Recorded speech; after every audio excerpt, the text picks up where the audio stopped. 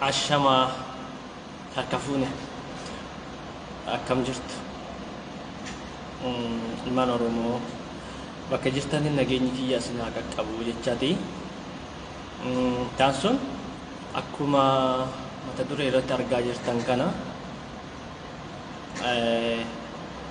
Rabbi isaa araaramu, Rabbi jannata isaaniif haa kennu.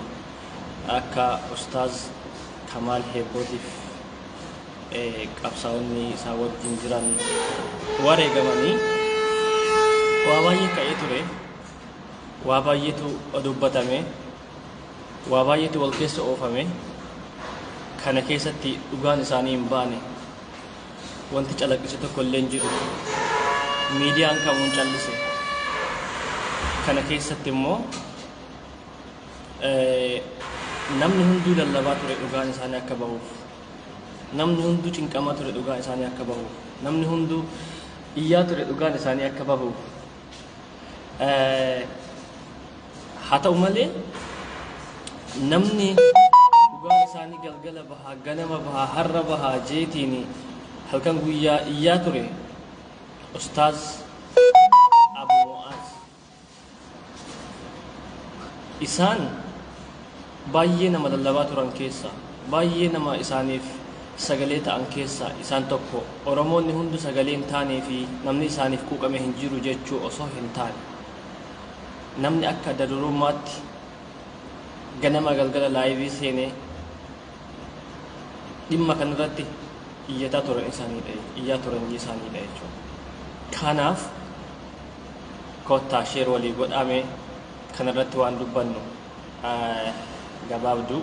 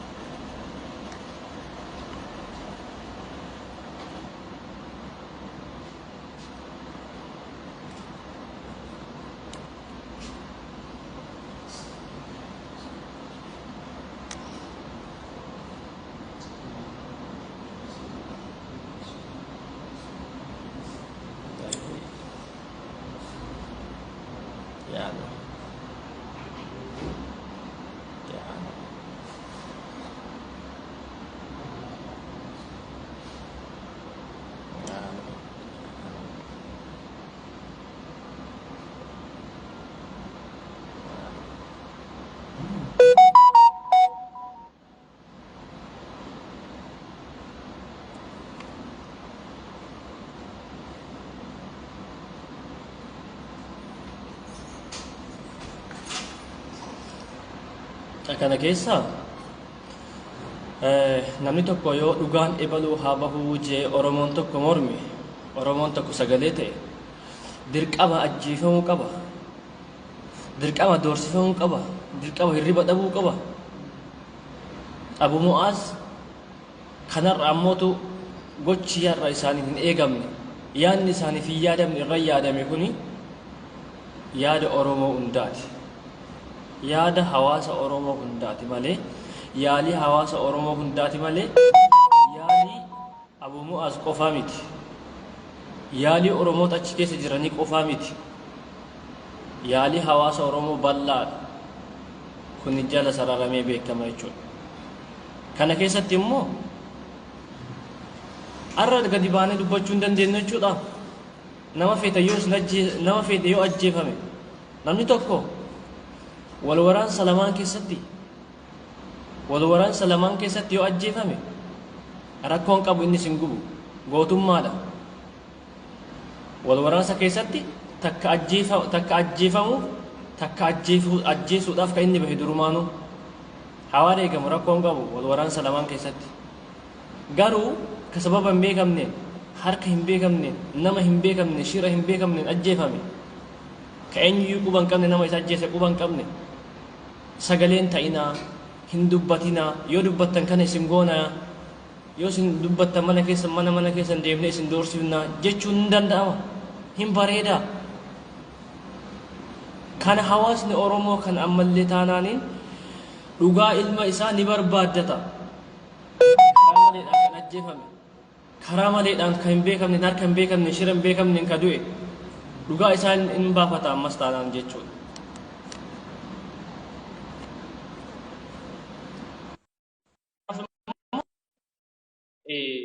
Dhugaan isaa ni baha ammallee taanaan dhugaan ilma Oromoo kamillee taanaan bahuun isaa dirqama.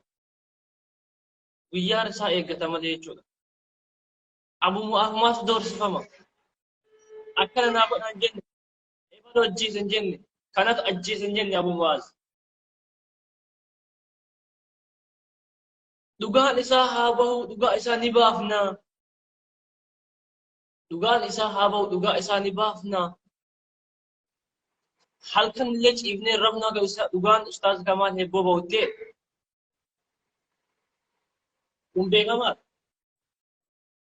Dhugaan isaa bahuu qaba, Rabbi baasuu qaba. Maaf ajjeefama namni tokko, maaf doorsifama, maaf du'uu ni qaba, maaf doorsifamuu ni qaba. Gocha akkanaa kuni warroonni waan san raawwatan, warroonni Ustaaz Kamaal Hebboo irratti ajjeecha san raawwatan har'as Kamaal Hebboo jiibnee jirra. Eenyullee nuti dubbachuu hin danda'u. Ammas ka waa dubbate wahii taanaan illee itti daballaa. Kun ragaa bahuudha.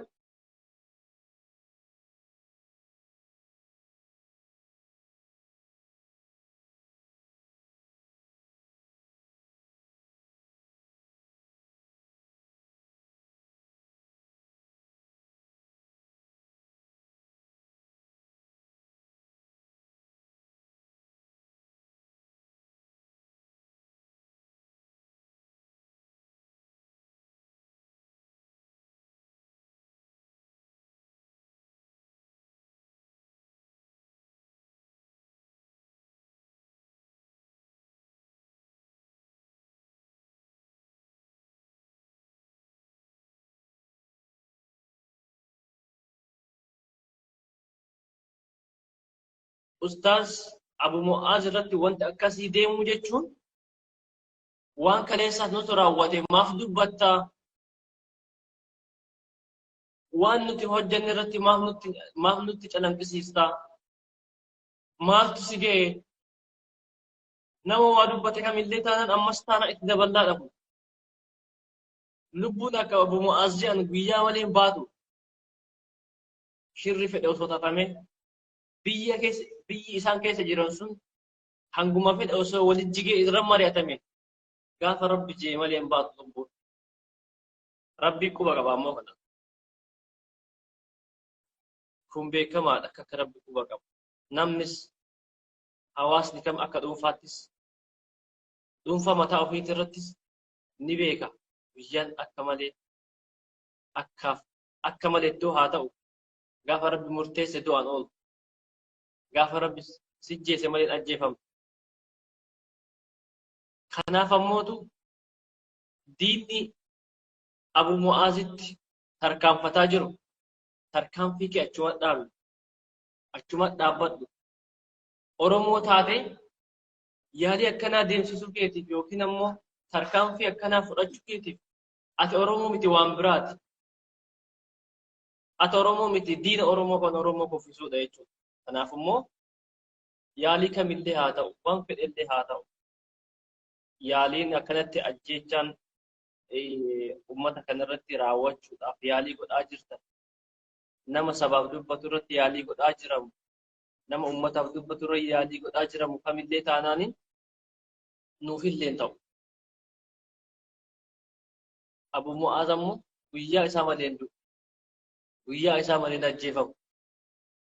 Osoo Abu Mu'aaz miina yookiin Abu Mu'aaz biyyeetti dabalatanii deemtanii biyyeetti dabalamtan. Baay'eedha namoonni kan Oromoo miina Oromoo ajjeesna jedhanii deemanii biyyeetti makaman. Oromoo likkinnaas gabbaallee jedha abbaa isaayyee likkii gale. Osoon ajjeesaa Oromoo miidhaa nama dhugaa Oromoo lallabu nama dhugaan Oromoo haa ba'u jedhu hin awwaala osoo jettuu awwaalatti akka galaa jirtu. Wanti kun ammoo qaamni waan kana adeemsisuudhaaf yookiin Abu Mu'aaz irratti yaalii akkanaa godhaa jiru kuni yoo waraana bilisummaa Oromoo keessa teessee waan kana raawwataa jiraatte obboleeyyan kiyya bilaashatti achi keessatti beelaaf dheebuun hin siffidin kaa'atii gala maal gootarree maqaan achi keessa homaa isin hin godhu. Yoo ammoo diinni ammoo waraana bilisummaa Oromoo fakkaate ummata kana waliin buusuudhaaf waan akkanaa yaalii kana gaggeessaa jiraate maqaa xureessuudhaaf waraanni bilisummaa Oromoo kan akkana dalaguu miti. Kan waan xiqqoo kana dalaguu miti. Kan ammoo mana deemeetiin nama dhugaa Oromoo dubbate ajjeesuu miti. Kun rakkina diinaati.